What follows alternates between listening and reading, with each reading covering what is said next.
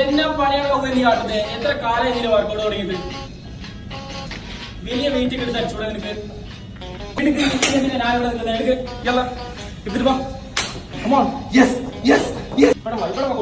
ഞാൻ പിന്നെ എന്തിനാ മുറ്റം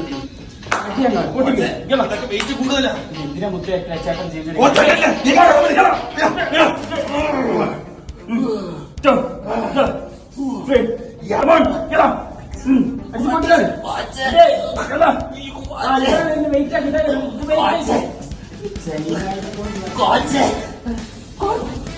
പൊന്നി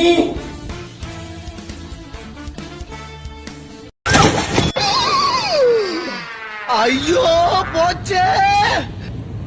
എന്താ ഒരു സൗണ്ട്